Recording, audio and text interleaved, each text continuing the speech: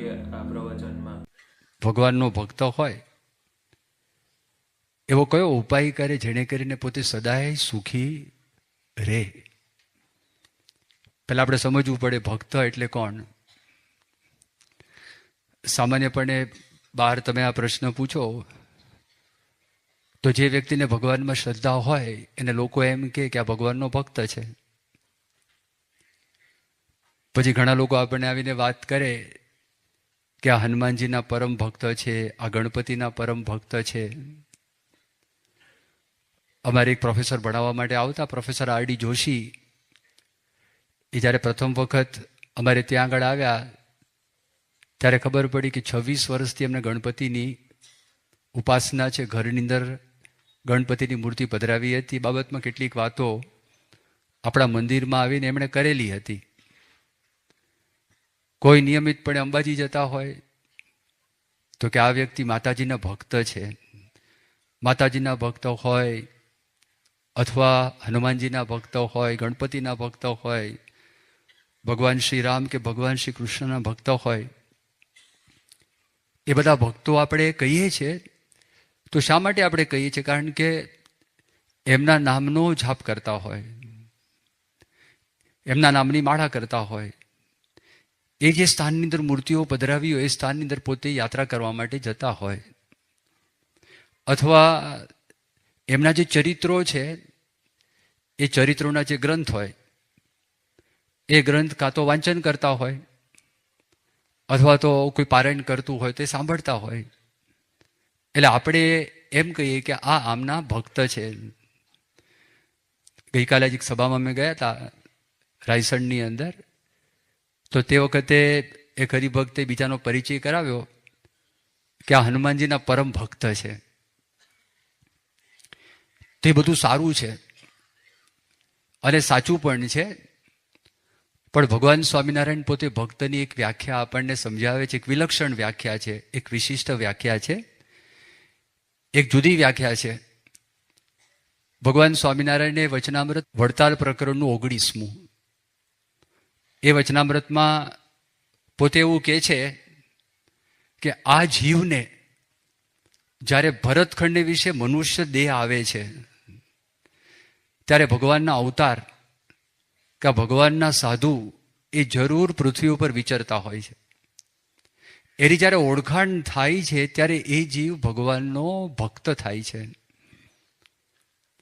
પૂર્ણ પુરુષોત્તમ નારાયણ પોતે પધાર્યા લોકની અંદર. કેટલાક લોકોએ ઓળખ્યા, કેટલાક લોકોએ ન ઓળખ્યા. તો શ્રીજી મહારાજ એવી વાત કરે છે જેને ઓળખાણ પડી એ ભગવાનનો ભક્ત કહેવાય. ભગવાન સ્વામિનારાયણ અંતર્ધાન થયા. ભગવાન સ્વામિનારાયણે પોતે વચન આપ્યું કે ગુણાતીત સત્પુરુષ દ્વારા આ પૃથ્વી ઉપર પોતે હંમેશા એ બિરાજિત રહેશે. એ આપણને મળે, આપણને આ વાત સમજાય અને આપણને ઓળખાણ પડે તો આપણે પણ ભક્ત કહેવાઈએ. પછી એમને રાજી કરવાની વાતો આગળ આવે છે. એટલે શ્રીજી મહારાજ એમના વખતની અંદર મહારાજને લોકો મળેલા હતા, એટલે એમના અનુસંધાનની અંદર શ્રીજી મહારાજ આ વાત કરે છે અને વાત પૂછે છે. અને મહારાજે કઈ વાત કરી? મહારાજ એવું કોઈ ભગવાનનો ભક્ત હોય એ કયો ઉપાય કરે જેને કરીને પોતે સદાય સુખી રહી શકે? મોટા મોટા સંતો હતા, એ સંતોએ સૌને જેવું સમજાવ્યું એ પ્રમાણે પોતે એ જવાબનો, એ પ્રશ્નનો જવાબ પોતે આપ્યો. પછી શ્રીજી મહારાજે વાત કરી એ વચનામૃતની અંદર સદાય સુખી રહેવા માટેના મહારાજ બધા ઉપાયો બતાવે છે.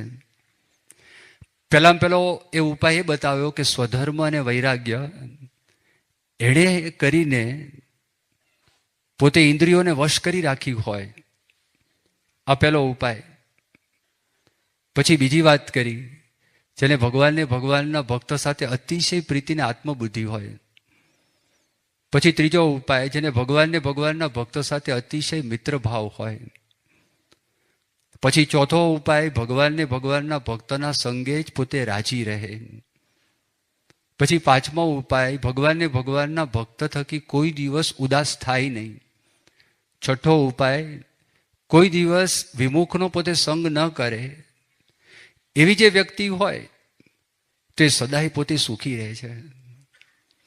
પછી શ્રીજી મહારાજ ફરી વખતે વતનામૃતમાં આગળ વાત કરે છે અને સમજાવે છે, જો આપણે દ્રઢ સ્વધર્મ અને દ્રઢ વૈરાગ્ય, આમ તો શબ્દ એવો મૂક્યો છે, અતિશય દ્રઢ સ્વધર્મ, આવો શબ્દ મૂકેલો છે, અને દ્રઢ વૈરાગ્ય, એડે કરીને જો આપણે ઇન્દ્રિયોને વશ કરી રાખી ન હોય અને આપણે ભગવાનની ઉપસ્થિતિ અંદર બેઠા હોય, પણ એ ઇન્દ્રિયો વશ નથી, એટલે આપણી ઇન્દ્રિયો વિષયમાં તણાઈ જાય. એટલે ભગવાનનો જે ભક્ત હોય ને, અંતરમાં અતિશય વેદના થાય, અંતરમાં અતિશય દુઃખ થાય કે મને સાક્ષાત ભગવાન મળ્યા છે તો પણ મારી ઇન્દ્રિયો છે વિષયમાં તણાઈ ગઈ. એ બરોબર નથી, એ ઠીક નથી. એટલા માટે પ્રથમ આ વાત કરે છે કે ઇન્દ્રિયો છે, ઇન્દ્રિયો આપણે વશ કરવી પડે. અને ઇન્દ્રિયો નિયમમાં લાવવા માટે શ્રીજી મહારાજ સ્વધર્મની વાત કરે છે અને શ્રીજી મહારાજ વૈરાગ્યની વાત કરે છે. સ્વધર્મ, આ બધા ગ્રહસ્થ છો અને અમને પ્રમુખ સ્વામી મહારાજે દીક્ષા આપેલી છે, તો તમારા બધા ધર્મ કયા છે? દારૂ, માટી, ચોરી, અવેરી, એ જે બધી વાતો છે જીવનની અંદરથી આપણે કાઢી નાખવાની. એ વાત જો આપણા જીવનમાં પાકી હોય અને અહિંસા, સત્ય, બ્રહ્મચર્ય, દયા, એનો માર્ગ આપણે જો અપનાવીએ તો આ ધર્મનો માર્ગ છે. અને એને કરીને આપણી ઇન્દ્રિયો છે વશ થાય છે. અમે સંતો છે, સંતો માટે પંચ વર્તમાન છે, નિષ્કામ, નિર્લોભ, નિસ્વાર્થ, નિસ્નેહ અને નિર્માન. આ સંતો માટેના 5 વર્તમાન છે, એ ભગવાન સ્વામિનારાયણે આપેલા છે. આનું નામ કહેવાય સ્વધર્મ. વૈરાગ્યની વાત આવી તો વૈરાગ્યનો અર્થ શું થાય કે આ સંસાર છે ને ઊંટના બેસણા જેવો છે. આ સંસારની અંદર અપ ડાઉન, ક્યારેક અપ થાય, ક્યારેક ડાઉન થાય. એ સંસારની અંદર આપણને આવ્યા કરે. જ્યાં ત્યાં જેવું તેવું જેમ તેમ આપણને ચલાવી લેતા આવડે. દાખલા તરીકે તમે ગોંડલ સમયાની અંદર ગયા હો, સારંગપુર સમયામાં આ વાત કરી, ઉત્સવ મોટો થવાનો છે, ગળદી પણ ઘણી બધી હશે, જાહેરાત પણ કરવામાં આવશે આગામી રવિવારના દિવસે કે બધા હરિભોક્તોને એન્ટ્રી એ કયા સમયે પ્રાપ્ત થશે.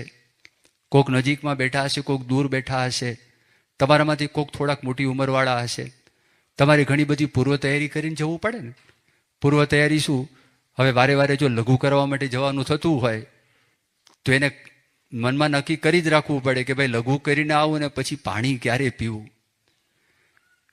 અને પાણી બરોબર પીધું હોય અને પછી તમારે બાથરૂમ જવાનું થાય, તમે ક્યાં આગળ બાથરૂમ જવા માટે જાઓ? આટલી બધી ગળદીની અંદર તમારી જગા હોય, જગા પણ જતી રહે. તો એ વિચાર આવે છે ને.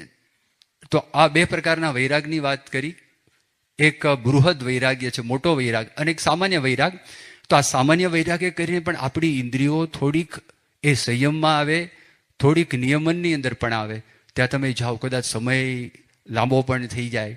બધાને ફૂડ પેકેટ તો આપવામાં આવશે, પણ તમારું વાહન તમે શોધવા માટે જાઓ, તમારા બૈરા છોકરા સાથે તમે ગયા હો, તમે સ્થાન નક્કી કરી રાખ્યું હોય કે આ સ્થાન અંદર મળવાનું છે, તમે વાહન ગોતો, વાહનમાં બેસો, ત્યાં તમે ફૂડ પેકેટની અંદર જે કંઈ આપ્યું તમે જમો, પછી ત્યાં પાણી પણ પીવો, અહીંયા રાત્રે આવવાનું મોડું પણ થાય, થોડાક ઉજાગરા પણ થાય.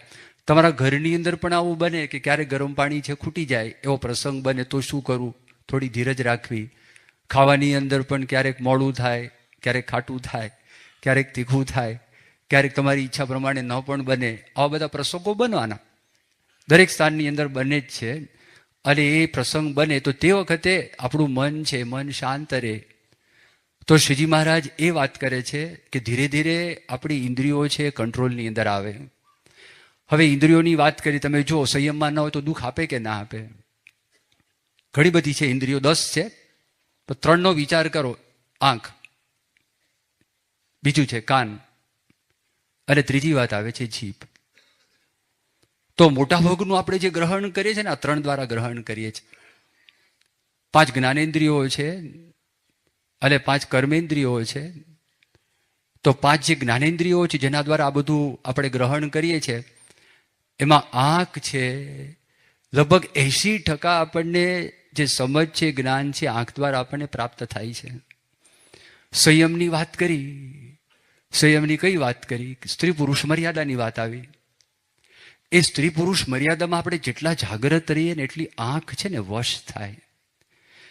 નહીતર આપણે ભગવાનના ધામની અંદર બેઠા હોય અને ભગવત સભાની અંદર પણ બેઠા હોય અને તે વખતે આપણી આંખ ઉપર જો સંયમ ના હોય તો તો શ્રીજી મહારાજે વચનામૃતની અંદર વાત કરેલી છે કે ગમે તેટલું સંતાડવા માટે પ્રયત્ન કરે, મધ્યનું 33મું વચનામૃત, પણ અમારા જાણ્યામાં આવ્યા વગર રહે જ નહીં.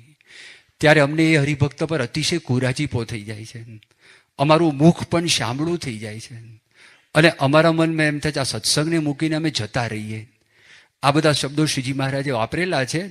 તો એ સંયમની વાત કરી. આંખે કરીને આપણે જોવાના તો છીએ જ, આંખ કંઈ બંધ કરીને રસ્તામાં ચાલવાના છીએ નહીં, પણ ધીરે ધીરે આપણે જો કેળવીએ અને પ્રયત્ન કરીએ તો જુદી પ્રકારની તાકાત ખરેખર આપણા અંતરની અંદર ઉત્પન્ન થાય છે.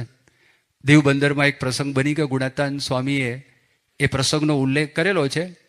એક ભાઈ હતા, તો ત્યાં આગળ બધા પોર્ચુગીઝ લોકોનું રાજ હતું, જેને ગુજરાતીમાં આપણે ફિરંગી કહીએ.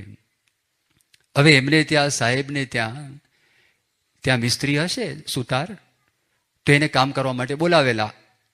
ફર્નિચરનું કામ હતું. આ કંઈક હોશિયાર હશે, તે પોતે બધું કામકાજ કરતા હતા, પણ ફિરંગી એની ચામડી ઉજળી અને એમના પત્ની છે રૂપાળા હશે, એટલે આ કામ કરતા કરતા એની સામું જુએ. એટલે સાહેબે આ જોયું, એટલે સાહેબે કીધું ઘણા વખતથી ગુજરાતમાં રહેતા હશે, એટલે પછી હિન્દી ગુજરાતી બધું મિક્સ આવ્યું. સાહેબ કે મત જોના, મત હિન્દીનો શબ્દ આવ્યો, જોના મત જોના, જોવું નહીં, બધું મિક્સ આવ્યું. એટલે એ પાછો કામ કરવા લાગી ગયો, પણ જો ઇન્દ્રિયો ઉપર સંયમ નહોતો, એટલે થોડીક વાર થઈને ફરી વખત પાછું જોયું. એટલે કીધું એક દફે બોલા મત જોના, તો ફરી વખત પાછી નજર ફેરવી, પણ પાછું રહેવાય નહીં. અંતરનો જે વેગ કહેવાય ને, પ્રવાહ, સુનામી આવે, સુનામી, એના જેવો પ્રવાહ. ત્રીજી વખત જોયું કે હવે તું જોઈશ ને આંખ ફોડી નાખીશ. સાહેબને પછી તો મોટા વ્યક્તિ કહેવાય, એનું રાજ હતું. અને ચોથી વખત દ્રષ્ટિ ગઈ, એની આંખ ફોડી નાખી. આ જો એટલા માટે વાત કરી શ્રીજી મહારાજે, કોઈ દિવસ સુખ ના આવે, અને એ આપણે નિયમમાં એને રાખવી જ પડે. અને અત્યારે તમે જોવા માટે જાઓ તો ઘણી બધી વસ્તુઓ એવી છે કે સેજે સેજે માણસને જોવાઈ જાય, વૃત્તિ પાછી વાળી લેવાની. ભગવાનનું નામ બોલવું, નામ બોલીને ત્યાંથી આપણે ખસી જઈએ, એટલે ધીરે ધીરે કરતા આ આંખ છે એના ઉપર આપણને સંયમ છે પ્રાપ્ત થાય. બીજી વાત આવે છે કાન. તો કાને કરીને પણ આપણે કેટલીક બધી વાતો સાંભળીએ છીએ જે આપણે અનુભવેલી ના હોય, પણ કોકે આપણને કહી હોય, અને એ વાત આપણને તર્કબદ્ધ રીતે વ્યક્તિ મૂકે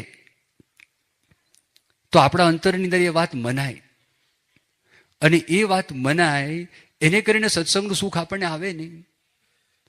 આ સત્સંગની અંદર સુખ લેવા માટે કેટલીક શરતો છે, અને એ શરતની અંદર એવી વાત આવે છે કે ભગવાન એ દિવ્ય છે, ભગવાન નિર્દોષ છે, સત્પુરુષ નિર્દોષ છે, સત્પુરુષ દિવ્ય છે. એને વિશે તો મનુષ્ય ભાવ કલ્પો જ નહીં, પણ ભગવાનના જે ભક્તો હોય એને વિશે પણ મનુષ્ય ભાવ કલ્પો જ નહીં. એ બ્રહ્મની મૂર્તિઓ છે. આવી એક વાત શ્રીજી મહારાજે વચનામૃતમાં આપણને સમજાવેલી છે. આ શરત છે, પૂર્વ શરત, કે જેને કરીને આપણને સુખનો અનુભવ થાય. પણ જો કાનના કાચા હોય, અને કાચી વ્યક્તિ આપણને વાત કરે ને કદાચ કોઈ પ્રસંગ બન્યો પણ હોય, પણ તમે જોયો ના હોય, પણ એ વ્યક્તિ તમને એમ કહે છે, એટલે એ વ્યક્તિને મનમાં રાખી અને તમે પ્રસંગનો જો સ્વીકાર કરો અને માન્ય રાખો, તો સંભાવના છે કે તમારા સત્સંગનું સુખ જતું રહે. તમે ભલે સત્સંગની અંદર આવતા હો તો પણ તમને સુખ ના આવે. વસ્તા ખાચર કેવા હતા, એનું બહુ ક્લાસિક દ્રષ્ટાંત છે, એ સામાન્ય દ્રષ્ટાંત નથી. આ પ્રસંગ બને છે સંવત 1880-81 સાલનો આ પ્રસંગ છે, અને તમે ઈસવીસન ગણો તો 1824 સાલ છે. ભગવાન સ્વામિનારાયણ ધામમાં 1830 સાલમાં ભગવાન સ્વામિનારાયણ ધામમાં ગયા. આ 5-6 વર્ષ પહેલાનો જ પ્રસંગ છે. અને ભગવાન સ્વામિનારાયણ પોતે આ સત્સંગની અંદર આવ્યા સંવત 1856 અંદર. એટલે જ્યારે ભગવાન સ્વામિનારાયણ આ સત્સંગની અંદર આવ્યા તે વખતે શરૂઆતમાં મહારાજ કાર્યાણી ગયેલા અને વસ્તા ખાચરને મળેલા હતા. વસ્તા ખાચરને ભગવાન સ્વામિનારાયણ થકી ઘણી બધી દિવ્યતાનો અનુભવ થયેલો, ઘણા બધા સુખનો અનુભવ પણ થયેલો, અને શ્રીજી મહારાજના બધા ગુણો પણ એમને જોયેલા હતા. અને એ જોઈને જ એમને ત્યાં આગળ દિવાળી અન્નકૂટના મોટા મોટા ઉત્સવો કરેલા, ઘણા બધા સંતો હરિભક્તોને ત્યાં આગળ બોલાવેલા, ઘણા બધા પૈસાનો ખર્ચ પણ કરેલો હતો. હવે એ વ્યક્તિ ગઢડાની અંદર ભગવાન સ્વામિનારાયણના દર્શન કરવા માટે આ સંવત 1880-81ની વાત છે, ત્યાં ગયા. અને શ્રીજી મહારાજ એકદમ ભાવમાં આવી ગયા, પ્રેમમાં આવી ગયા. ઘણા બધા વખત પછી ભક્તને જોયા હોય, ભગવાનને સંત દયાળુ છે, એનો આપણને નિષ્કારણ પ્રેમ પ્રાપ્ત થાય છે. ભગવાને કીધું, વસ્તા ખાચર તમે આવી ગયા, બહુ સારું થયું. અમને તમારા દર્શનની તાણ હતી. જો તમે ના આવ્યા હોત તો અમે માણસ મોકલત કે તમે અહીંયા આગળ દર્શન કરવા માટે આવો. આવી જ્યારે વાત કરી તો તે વખતે બાજુમાં બેઠા હતા જીવા ખાચર, દાદા ખાચરના કાકા હતા. એટલે એમણે વાત કરી, મહારાજ આટલું બધું હેત? શ્રીજી મહારાજે વાત કરી, હેતનું કારણ શું?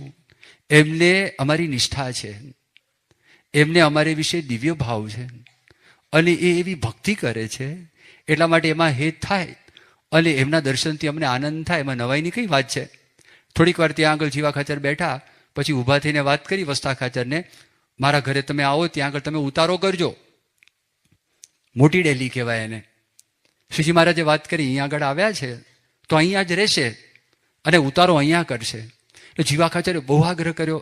જીવા ખાચર મોટું માણસ, આ લોકની દ્રષ્ટિએ ભાવનગર રાજા, તેના દરબારની અંદર એની બેઠક પણ પડે, અને વ્યવહારુ કુશળ વ્યક્તિ, એને તાણ કરી, એને બોલવાની બધી રીત એવી હતી. તો એ રીતે કરીને પેલા માણસ ના પાડી શક્યા નહીં, મોહબ્બતમાં લેવાયા નહીં. એમણે સ્વામિનારાયણ ભગવાનને વાત કરી, ત્યાં ઉતારો કરી, હું એ પાછો આવી જાઉં છું. જ્યારે એ બોલ્યા, શ્રીજી મહારાજ એમની સામું જોયું નહીં. આ બધા છે ને સંકેતો છે. ભગવાનને સન છે, એમને બોલવાની અંદર વિવેક છે, અને એ જે કંઈ આચરણ કરે છે એમાં ભગવાનના ભક્તોને કેટલાક સંકેતો મળી શકે, જો ખરેખર લેવા હોય તો. અને શ્રીજી મહારાજ એમની સામું જોયું ને એનો અર્થ એમ કે મહારાજને આ ગમતું નથી, અને છતાંય કીધું કે મહારાજ હું આવી જઈશ. કાંઈ શ્રીજી મહારાજ બોલ્યા નહીં. એ જ્યારે ગયા તો તે વખતે મુક્તાનંદ સ્વામીને વાત કરી કે હવે વસ્તા ખાચર અહીંયા નહીં આવે. ત્યાં આગળ ગયા, ત્યાં આગળ જઈને જમી લીધું, સારા સારા ભોજન જમાડ્યા, માનપાન આપ્યું. માણસને છે ને માન બહુ ગમે છે, અને માણસને સરભરા પણ બહુ ગમે છે. આ બે વસ્તુ જોખમ છે, અને સાધુનો ધર્મ છે. એટલે સાધુ તરીકે એ બધી જ પ્રકારની વ્યવસ્થા તમે ગમે ત્યાં જશો તો થશે, પણ ધાન્યો ને માન્યો આ સત્સંગ છે. એવું સંત સ્વામી પોતે કહેતા. સંત સ્વામીને આપણે દર્શન કર્યા ને, જે આપણને માનપાન આપે, બોલાવે, ચલાવે, હારતોરા કરે, પ્રસાદ આપે, એ બધું આપણને ગમે. અને તો ફરજ છે, તો ફરજ તરીકે તો થવાનું છે. ગમે તે મંદિરમાં જશો તો પણ થવાનું છે. યોગી બાપા પણ બહુ કરતા, પ્રમુખ સ્વામી મહારાજ પણ બહુ કરતા હતા, કરતા જ આવેલા છે. પણ તે વખતે જ્યારે આપણે ઘાયલ થઈ ગયા હોય, અને આપણે બધા આ અંગે, આપણે બધાની વાત છે, આ કાચા જ છીએ, અને તે વખતે કોઈ ગદા મારે કેડ ઉપર તો સંભાવના છે કે આપણી કેડો તૂટી જાય. એ અંગે આપણે બધા કાચા છે, કારણ કે આપણે ભ્રમરૂપ નથી. એ લીધું સાધન, અને એ સાધન લઈને વસ્તા ખાચર તો દબાઈ ગયા. અને વસ્તા ખાચર જેવા દબાયા, અને બુઢા ધાધલ એ પગ દબાવતા દબાવતા બધી વાત કરવા લાગ્યા કે બાપુ તમને ખબર પડી કે તમારા દર્શન કરીને શ્રીજી મહારાજ રાજી થયા, પ્રસન્ન થયા? કઈ ખબર પડી એમાં? તમારા દર્શન એ રાજી થાય? એ શા માટે રાજી થતા હશે? પહેલા તો આ વાત સાંભળીને વિચારવા પડી કે આવું કેમ બોલે છે. પહેલા તો ડઘાઈ ગયા, પછી ધીરે ધીરે બધી વાત શરૂ કરી કે તમને કઈ ખબર પડે છે? એ કે તમે ખર્ચો કર્યો પૈસાનો, તમારા પૈસે દિવાળીનો ઉત્સવ થયો, તમારા પૈસે અન્નકૂટનો ઉત્સવ થયો, અને જય છે એ કોની બોલાય? તમારી જય બોલાય? હવે આ જ્યારે શબ્દો નાખે, જય તો બોલાવે સહજાનંદ સ્વામી મહારાજની જય, પણ હંમેશા તમે જુઓ એ જ્યારે આભાર વિધિ થાય ત્યારે આભાર વિધિની અંદર એનો આભાર મનાતો જ હોય છે, પણ માણસે જ્યારે આ શબ્દ પડ્યા એ શબ્દની અંદર મન દોડાવા લાગ્યું, અંતઃકરણ દોડાવા લાગ્યું. અને જેવું અંતઃકરણ દોડાયું અને ઈશારો કર્યો જીવા ખાચરે, હજી વધારે વાત નાખો. એ કે આ તો આપણે એને ભગવાન કહી કહીને એને મોટા કરી દીધા છે. અને દાદા ખાચર મૂર્ખ માણસ છે. એ ધરમકુળ અહીંયા આગળ આવ્યું તે દાદા ખાચરના દરબારમાંથી એ ધર્મકુળને રહેવા માટેના ઓરડાઓ આ ભગવાન સ્વામિનારાયણે એમને આપી દીધા છે. અને મેં તો એવું સાંભળ્યું છે કે અહીંયા આગળ ગરડાની અંદર દાદા ખાચર અને અમારો એ જે ભાગ છે 6 ગામ દાદાના છે અને 6 ગામ મારા છે. એ બધા ગામડાઓ પણ આ શ્રીજી મહારાજ આ ધર્મકુળના માણસોને એના સગાવાલાને આપી દેવાના છે. અને આ પૂરબીયો બ્રાહ્મણ આવ્યો છે, કામણ ટુમણ કરે છે અને કામણ ટુમણ કરીને વગર ધીંગાણે, વગર લડાઈએ, વગર મારામારીએ આપણા બધા જ કાઠીઓના રાજ્ય છે ને પડાવી લેશે. હવે ગળામાં તમે શીરો ઉતારો ને બધું ઉતરી ગયું. અને પછી એક પાર્ષદ શ્રીજી મહારાજે મોકલ્યા અને મોકલીને વાત કરીને બોલાવો અહીંયા આગળ. અને ત્યાં આગળ ગયા અને પછી જીવા ખાચરે મેણું માર્યું, જાઓ જાઓ, હજી તમારે લાભ લેવો હોય અને તમારો દરબાર ખોવો હોય અને તમારી જે રિયાસત છે એ ખોવી હોય, જાઓ. એ ત્યાં ગયા, જો મગજ ડોળાવા લાગ્યું. આ શબ્દ વિધિ, આ કાનની વાત આવી, એને આપણે મજબૂત બનાવવો પડે ને. એ એવો મજબૂત બનાવવો પડે. ભગવાન સ્વામિનારાયણ પોતે વચનામૃતમાં વાત કરે છે કે આપણે ગમે તેનો સંગ થાય, તરે તરેના શાસ્ત્ર વાંચવામાં આવે, મોડિફાઈ કરો, ગમે તે લેખ વાંચવામાં આવે, ગમે તે મેગેઝિન વાંચવામાં આવે. ત્રીજી વાત કરી, પોતાનું મન કુતર્ક કરાવે તો પણ આપણને ફેરફાર ન થાય. એનું નામ જ્ઞાન થયું કહેવાય, એનું નામ સમજણ થઈ કહેવાય. આ વાત ભગવાન સ્વામિનારાયણ વચનામૃતની અંદર આપણને કરે છે, વચનામૃતમાં સમજાવે છે. એ દ્રઢતા વસ્થા ખાચરે કરેલી નહોતી. અને પાર્ષદે આગ્રહ કર્યો, ત્યાં ગયા, શ્રીજી મહારાજને મળ્યા, પણ માથું જમીન તરફ, મગજમાં બુઢા ધાધલ અને જીવા ખાચરના શબ્દો, એનો ચકરાવો ચાલતો હતો. મન ચકરાવે ચડ્યું. શ્રીજી મહારાજે કીધું, બાપુ તમે અહીંયા આગળ આવ્યા છો, સારું થયું, પણ તમે તમારી ઘોડી લઈને આવ્યા છો કે એમને આવ્યા છો? મહારાજ એક દિવસ રાત રહેવું, હવે એમાં ક્યાં ઉતારો ફેરફાર કરો. અને વિચાર થયો, જો એ ત્યાં આગળ બોલેલા કે તમે અહીંયા આગળ રહો છો ને, એ પણ શ્રીજી મહારાજને ગમતું નથી. અને શ્રીજી મહારાજ પાછું અધૂરામાં બોલ્યા. શ્રીજી મહારાજે કીધું, ભલે તમે ત્યાં આગળ જાઓ, પણ ત્યાંના શબ્દોની અંદર તમે લેવાતા નહીં. આ જેવું બોલ્યા, પાક્કી વાત થઈ ગઈ. આ જીવા બાપુ મોટું માણસ, વ્યવહારિક માણસ, અને સાચું કહેતા હશે, આ શું હશે, કેમ હશે? પાછો વિચાર થયો કે મને આ દિવ્યતાનો અનુભવ થયો, એ શું? એટલે મગજ દોડાવા લાગ્યું. ત્યાં ગયા. બીજે દિવસે એ વસ્થા બાપુ શ્રીજી મહારાજના દર્શન કરવા માટે આવ્યા નહીં. અને જેવા નીકળ્યા, મુક્તાનંદ સ્વામીને કહી દીધું કે નહીં આવે. એને જીવને ઘાયલ કરી નાખ્યો. આ થઈ ગયું. મહારાજને બહુ ઉદાસી આવી ગઈ. આ લોકની અંદર કોઈને સંપત્તિ મળે અને આ લોકમાં કોઈની સંપત્તિ જાય, એને કરીને ભગવાન કે સંતને હરખશોક થતો નથી. પણ તમારો દુઃખ દેખીને દુઃખી થાય, એમને વલોપાત થાય, માળા કરે, ધૂન કરે.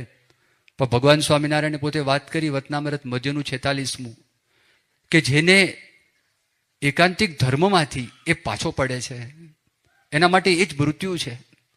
અને થોડા કાળ જીવવું અને એને નુકસાન થશે, એના જીવનું બગડશે, એના માટે મોટું દુઃખ છે. શ્રીજી મહારાજથી રેવાયુની સવારના પોરમાં ભગુજીને વાત કરી, મુક્તાનંદ સ્વામીને વાત કરી, દાદા ખાચરને વાત કરી કે આપણે સૂર્ય ઉગે એ પહેલાં અહીંથી કાર્યાણી આપણે પહોંચી જઈએ, બીજા કોઈને વાત તમે જણાવતા નહીં, અને આપણે સત્સંગમાં તેમને પડવા દેવા નથી. એટલે ત્યાં આગળ જેવા પહોંચ્યા કાર્યાણી ગામની અંદર, પહેલાં તો સવારના નાહી ધોઈને તૈયાર થઈ ગયા હતા.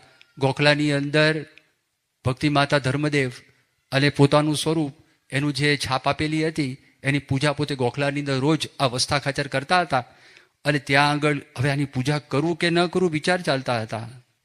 અને વિચારની અંદર થયું કે આ આવ્યા છે, અમને બધા કાઠીઓને ભરમાવવા માટે આવ્યા છે કે આ છે શું?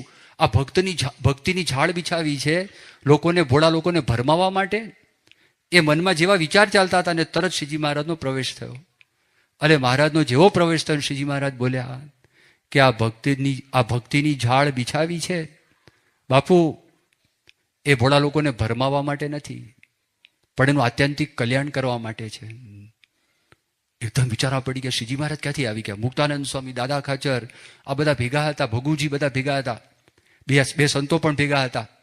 અને એકદમ વિચારવા પડી ગયા. આટલું બોલીને શ્રીજી મહારાજ બહાર આવી ગયા. બહાર એક ઢોલિયો હતો, ઢોલિયા ઉપર શ્રીજી મહારાજ બેસી ગયા. અને પેલા ધીરે ધીરે કરતા અંદર આવ્યા, પણ આંખે સામું જોવાય નહીં. પછી શ્રીજી મહારાજે વાત કરી કે તમારા મનમાં એમ ચાલે છે કે તમને લોકોને ભોળવીને તમારી બધી જે રિયાસત છે એ અમારે પચાવી પાડવી. કે બાપુ, ઘણા બધા વર્ષો પહેલા, 8 વર્ષ પહેલા મેં ધરમપુર ગયેલા હતા, અને તે વખતે ત્યાંના રાજમાતા કુશળ કુંવર બા એ 500 ગામનું રજવાડું અમને ભેટ આપતા હતા. અને તમારી આ રિયાસતમાં તમારી પાસે 2 ગામ છે, જીવા બાપુ પાસે 6 ગામ છે. એ 500 ગામનો મેં ત્યાગ કરીને અહીંયા આગળ આવ્યા આ નાના રજવાડા માટે. અમે વન વિચરણ કરવા માટે ગયા, મોટા મોટા રાજ અમને પ્રાપ્ત થતા હતા, એના માટે અમે આવ્યા નથી. બધું વિસ્મરણ થઈ ગયું, ભૂલી ગયા. તમને જે દિવ્ય સુખનો અનુભવ થયો, આનંદનો અનુભવ થયો એનું વિસ્મરણ થઈ ગયું, અને એકદમ પસ્તાવો થયો. મહારાજ માફ કરજો, હું તો ત્યાં આગળના શબ્દોની અંદર હું ફસાઈ ગયો, લેવાઈ ગયો. મારા પર તમે દયા કરો, મારા પર તમે કૃપા કરો, મારા પર તમે દ્રષ્ટિ કરો. જિંદગીની અંદર તમારા સ્વરૂપની જે નિષ્ઠા છે એમાં ફેરફાર ન થાય.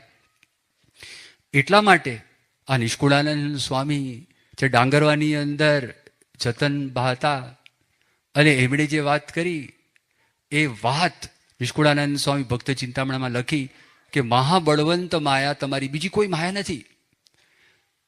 ભગવાનના સ્વરૂપમાં આપણને ફેરફાર થાય એ માયા છે. પ્રમુખ સ્વામી મહારાજના સ્વરૂપની અંદર મનુષ્ય ભાવ આવે એ જ માયા છે. એ માયાને તર્યો ન કહેવાય. ચોથું વતનામૃત, લોયાનું વતનામૃત, આ માયાની એક નવી વ્યાખ્યા, જે મેં તમને આગળ ભક્તની વ્યાખ્યા કીધી, શ્રીજી મહારાજે વતનામૃતમાં એક નવી વ્યાખ્યા આપણને આપી છે કે ભગવાનના સ્વરૂપમાં આપણને કુતર્ક થાય એ માયાને તર્યો કહેવાય નહીં. આ ભગવાને દયા કરી. દાદા ખાચર નવાઈ લાગી. દાદા ખાચર કે વસ્તાલ તું લેવાઈ ગયો આમાં? સોમલા ખાચર ખોટા? કેટલા બુદ્ધિશાળી છે. દાહા ખાચર ખોટા, અને આ બધા માણસો ખોટા, અને તું આ બુઢા ધાદલમાં, અરે બુઢો ધાદલ સ્વામિનારાયણ ભગવાન પાસે રહીને 100 મણ પ્રસાદી ખાઈ ગયો છે. એ તો ધરમકુળ ભેગું આવ્યું, અને શ્રીજી મહારાજ ધરમકુળમાં જ્યારે જમવા માટે જાય ત્યાં બહેનો હોય. હવે બુઢા દાદલને ભેગા લઈ ન જાય, એટલે બુઢા દાદલને એમ થયું મને સાથે જમવા માટે કેમ લઈ જતા નથી. એને અભાવ આવ્યો, એટલે ત્યાં જઈને જીવા ખાચરની પાસે રહ્યા, અને જીવા ખાચરનું માનખંડન થયું, એટલે એને પણ અભાવ છે. તું આમાં લેવાઈ ગયો? દાદા ખાચર બોલવા લાગ્યું. શ્રીજી મહારાજે કીધું શાંત રહો બધા, હવે એમનું અંતર સાફ થઈ ગયું છે. આપણે ભગવાનને પ્રાર્થના કરીએ, કોઈ દિવસ ફેરફાર થાય નહીં. આ કાન રૂપી જે ઇન્દ્રિય છે, પેલા મેં તમને 80%ની વાત કરી, 15% અહીંથી જાય છે, બાકીના 5-1% જીભ દ્વારા છે, બોલવામાં, ખાવામાં. આ 3 વસ્તુ છે. હવે એના સંયમની વાત કરે છે. એટલે આ સમજણ, ભગવાનના શબ્દો, કથા વાર્તાના શબ્દો, વાંચનના શબ્દો આપણે વારંવાર કરી ઘરે જઈ અંતરદ્રષ્ટિ કરીને એવા પાકા કરવાના. જડબે સલાક, વજ્રની પૃથ્વી અને વજ્રની ખીલી કોઈની તાકાત નથી દબાવી શકે. ગમે તે આવે તોય શું. ગોપાળાનંદ સાંઈ પાસે આવ્યા અને વાત કરી કે આ શ્રીજી મહારાજ ભગવાન નથી. ગોપાળાનંદ સાંઈ જા અહીંથી, ભલે તે મને સત્સંગ કરાવ્યો, પણ આ ભગવાન છે નહીં, સર્વોપરી ભગવાન છે ને પૂર્ણ પુરુષોત્તમ નારાયણ, જા. એમ કરીને મોઢામાં સીધી વાત કરી દીધી. આ અતિ અગત્યની વાત છે. આ કલ્યાણનું સાધન છે ભાઈ, આ જીવનદોરી છે. અરે જીવનદોરીમાં આગું પાછું થાય તો તકલીફ થઈ જાય. એટલે આ વાતની જે દ્રઢતા છે, તો એ વાતની દ્રઢતા આપણે સત્સંગ કરતા કરતા કરવાની. શ્રીજી મહારાજે દયા કરી. મહારાજ પાછા ગરડા આવ્યા, અને મહારાજે કીધું આ વાત દબાવી દેજો. સવારના પૂરમાં ગોતાગોતી ગઈ. ભગવાન ગયા ક્યાં? ઓલા મૂળજી બ્રહ્મચારી અક્ષરોડીમાં જાય ત્યાં મહારાજ નહીં, બહાર આવે ત્યાં મહારાજ નહીં, આંટા માર્યા જ કરે, અંદર બાર. ભગવાન છે ક્યાં? અને એ ભગવાનનો પડછાયો, ભગવાન વગર રહી શકે નહીં, એ ગાડા થઈ જાય. અને શ્રીજી મહારાજ કે પેલા કે બાપુ કે હવે અહીંયા આવ્યા છો કાયરણીમાં, તમે જમીને જાઓ. કે જમાય એવું નથી, ત્યાં સવારના પોરમાં અમે પહોંચીએ નહીં તો લોકો શોધવા માંડશે, બહાર નીકળશે, માટે જવું પડશે ગરડા. ત્યાં પાછા ગયા, અને ત્યાં આગળ જઈ અને પહોંચી ગયા વહેલા. અને પછી બધા પૂછવા લાગ્યા શું થયું, તું ક્યાં હતું? શ્રીજી મહારાજે કીધું આ વાત કોઈને કરતા નહીં. એમને મનુષ્ય ભાવ આવ્યો છે, આ વાત કરતા નહીં. આ વાત તમે અહીંયા ને અહીંયા દાબી દેજો. એ શ્રીજી મહારાજે એમને વાત કરી. પણ જો કહેવાનું શું, આ વાત આવી. ત્રીજી વાત કઈ છે? હજી હાલું હાડકું નથી, પણ બોલે એવું કોઈના હાડકા તોડી નાખે, 32 તોડી નાખે. ખબર નહીં, ભગવાને એવું આપ્યું છે સાધન. એટલે આપણા પર તો દયા છે. આપણો સ્વભાવ તો મહા વિચિત્ર છે, આપણો સ્વભાવ તો અકોણો છે. જેટલું કંઈ સારું હશે ભગવાનને સંતની કૃપાથી એમના આશીર્વાદથી છે. બાકી આ જીભ છે, જ્યારે ન બોલવાનું ત્યાં બોલે, જ્યાં ન બોલવાનું ત્યાં બોલે, જેવી રીતે આવું રીતે બોલવું ના જોઈએ ત્યાં બોલે. એનો સ્વભાવ જ છે, પ્રકૃતિ જ છે. કેટલા મોટા દ્રષ્ટાંત બની ગયા છે કે નહીં? દ્રૌપદી અને સીતા. ભગવાન સ્વામિનારાયણ વચનામૃતમાં વખાણ કરે છે કે બાઈઓમાં પુરુષની અંદર અર્જુન અને ભગવાન શ્રી રામના ભગવાન સ્વામિનારાયણે વખાણ કર્યા. સ્ત્રીઓની અંદર કીધી દ્રૌપદી અને સીતા, એના જેવી કોઈ સ્ત્રીઓ નહીં. આ બંને જીભે કરીને પ્રશ્ન થયો. દ્રૌપદી બોલ્યા અંધ ના તો અંધ. એટલે બોલવામાં શું તકલીફ હતી? ના બોલ્યા હતો પણ રેવાય નહીં ને. પેલા તો મશ્કરી કરીને પેલા તો હસ્યા, જરૂર કામ બધા ખીખી ખીખી હસી હસવા લાગ્યા. એટલે અમુક વખતે હસવાનું ના હોય, કે દરેક વખતે હસવાનું ના હોય. તે પેલા તો હસી પડ્યા, એટલે અવાજ તો આવે જ. અને પેલા તો અભિમાનનું મૂર્તિમાન સ્વરૂપ, એટલે દુર્યોધન મૂર્તિમાન સ્વરૂપ. અને પછી કીધું લો અંધના તો અંધ. એ ધડાકો કર્યો અને અંધના તો અંધ બોલ્યા. હાડો હાડ અપમાન લાગી ગયું, એવું અપમાન લાગી ગયું. એ વેરની વસૂલાત કરી છે ને, અને કોઈ વાતે સમાધાન કરવા માટે તૈયાર થયા નહીં. ભલે ગમે તે મારો બાપ આવે, મારા પિતામહ આવે, મને શસ્ત્ર શીખવાડનારા મારા ગુરુ દ્રોણ આવે, એ ગમે તે આવે, નો સમાધાન. લડાઈ વગર સમાધાન નહીં. 100 જેટલી પણ જગા હું નહીં આપું ને નહીં જ આપું. કૃષ્ણ ભગવાન કે તો એના ઘરે હું નહીં માનું. વેરની વસૂલાત, અભિમાન. જો એ માયામાં લેવાઈ ગયા. અહમ અને મમત્વ આ જ માયા છે, આજ આપણને દુઃખ આપે છે. એનો નાશ કરવા માટે ભગવાન સ્વામિનારાયણનો અવતાર પૃથ્વી ઉપર થયેલો છે. આ જ અનાદિ અજ્ઞાન છે કે જેને કરીને બિલ ગેટ્સ હોય, કે સ્ટીવ જોબ્સ હોય, કે સ્લીમ કાર્લોસ હોય, કે વોરેન બફેટ હોય, એ ગમે તેવો આ દેશના પણ હોય, એને સુખ નહીં આવે, કોઈ સંજોગોમાં નહીં આવે. આ વાત કરી છે, અહમ મમત્વની વાત કરી, એટલે આ એક તકલીફ. એટલે પછી બોલવાની વાત આવે તો બોલવામાં સંયમ. થોડું વિચાર કરો ભાઈ. આત્મની પ્રતિકૂલાની પરેશાનના સમાચાર.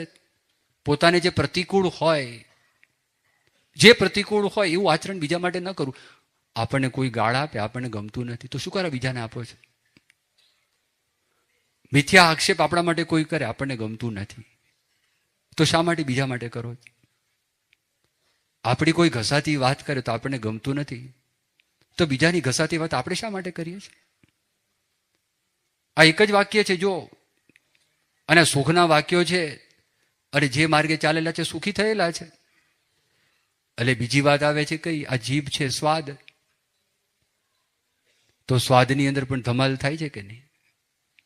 સ્વાદની અંદર સહેજ આખું પાછું હોય. ઝઘડા. એક વ્યક્તિ પરદેશથી આવેલા, એટલે વાત કરી, સ્વામી મને બહુ ગુસ્સો છે. એટલે મેં વાત કરી, ગુસ્સો આવે માણસને, પણ તમને ગુસ્સો આવે છે એનું કારણ શું? એ કે સ્વામી સ્વાદ. જો મારા પત્નીએ સેજ આગુ પાછું કર્યું હોય, તેમાં ગડબડ થાય. હવે આગુ પાછું થાય, અને એની અંદર આપણે સેજ ધીરજ રાખીને ખમી લઈએ તો. ગર્ભ શ્રીમંત માણસો છે ને, તમે જુઓ, કોઈ દિવસ જમતા જમતા ઝઘડો કરે જ નહીં. ભગવાનને ધરાવીને ભાણાની અંદર જે ખાવાનું આવ્યું હોય બધું જ ખાવાનું ખાઈ લે. હું તમને આમ શ્રેષ્ઠીઓની વાત કરું છું. અમદાવાદમાં અંબાલાલ સારાભાઈ છે ને, 500 વર્ષનો એનો ઇતિહાસ છે. હવે એ વ્યક્તિ, આ બધું હું તમને જે કહું છું, એ થાળીની અંદર જે કાંઈ છેવટે તો પાણી નાખીને પી જાય. અન્ન દેવતા કે, તો એને લીધે આપણે જો વિચાર કરો, એને લીધે ઝઘડા થાય, એને લીધે ભગવાનની આજ્ઞાનો લોપ થાય. હોટલમાં ખાવા માટે જાય, ઘરમાં ખાવાનું સ્વાદિષ્ટ બનતું નથી એટલે ખાવા માટે જાય છે. પણ કેવા વિચારથી માણસ બનાવે છે. ભગવાન સ્વામિનારાયણ પ્રથમના 18ના વચનામૃતમાં આ વાત કરે છે, સમજાવે છે કે આહાર શુદ્ધો સત્વ શુદ્ધો ધ્રુવાનું સ્મૃતિ. આહારની શુદ્ધિ હોય તો અંતઃકરણની શુદ્ધિ થાય, અને અંતઃકરણની સ્મૃતિ થાય તો ભગવાનની અખંડ સ્મૃતિ રહે, અને અખંડ સ્મૃતિ રહે તો શાંતિ રહે. સદાય સુખ્યા રહેવાનો આ પ્રથમ ઉપાય, એના પર આપણે આ વાત કરી. મહારાજ સ્વામીને પ્રાર્થના કરી આપણા પર દયા કરે, અને ઇન્દ્રિયો સ્વધર્મને વૈરાગ્યથી આપણે વશ કરી શકીએ.